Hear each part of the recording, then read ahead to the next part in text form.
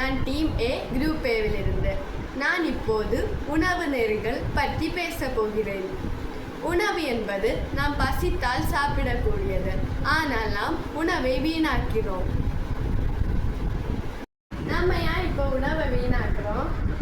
உணவை வீணாக்கக்கூடாது. ஏனென்றால் இப்போ நமக்கு இலவச அரிசி கிடைக்கும், அதனால நம்ம உணவை வீணாக்குறோம். உணவை வீணாக்கக்கூடாது. ஏன்னா நிறைய நாடுகளில் பஞ்சங்கள் இருக்கின்றது. அதனால நம்ம அந்த உணவை அந்த கதிர்களை எல்லாம் எடுத்து வருவதற்கு விவசாயிகள் நிறைய கஷ்டப்படுறாங்க. அதனால் அந்த உணவுகளை நம்ம வீணாக்காமல் நாம் அந்த தேவையான உணவுக்கு நம்ம சமைச்சு நம்ம சாப்பிட்டோம்னா அடுத்தவங்களுக்கு நமக்காக பிரயோஜனம். அதனால உணவு வீணாக்காமல் இருக்கு நல்லது.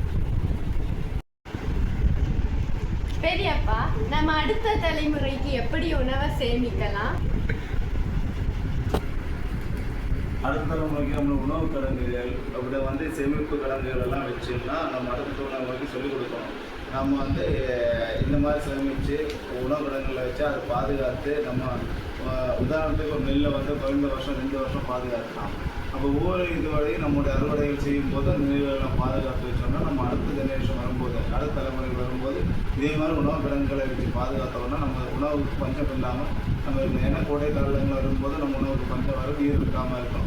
அப்போ இந்த உணவு கிடங்குகளை எடுத்து கொஞ்சம் கொஞ்சமாக இதுக்கு இந்த நெல்களை எடுத்து நம்ம என்ன பண்ணி அதை யூஸ் பண்ணி அதை சாப்பிடலாம். இல்லைன்னா பஞ்சம் வரும். அதனால் பஞ்சம் வராமலுக்கு நம்ம அடுத்த தலைமுறைக்கு உணவு கிடங்குகள் அதிகம் கிடங்குகள் எல்லாம் சேமித்து வச்சுக்கணும். சேமிப்பு மட்டும்தான் நம்ம அடுத்த தலைமுறைக்கு நம்முடைய உணவுக்காக பஞ்சம் இல்லாமல் போகலாம்.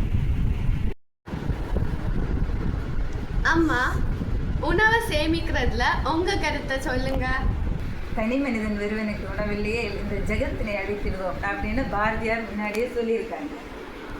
அது உழவன் சேற்றிலே கால் வைத்தால் தான் நாம் சோற்றிலே கை வைக்க முடியும்.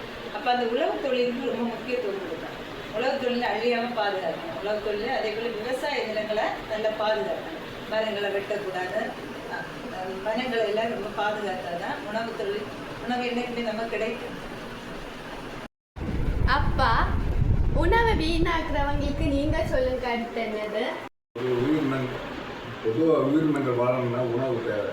அந்த உணவை நம்ம தயாரிக்கிறதும் சரி பாதுகாக்கிறதும் சரி நம்ம கையில் தான் இருக்கு.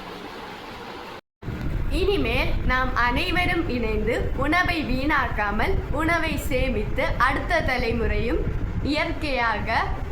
இயற்கை இடங்களை நன்றாக வைத்து அடுத்த தலைமுறைகளையும் நன்றாக சாப்பிடட்டும். நன்றி, வணக்கம்.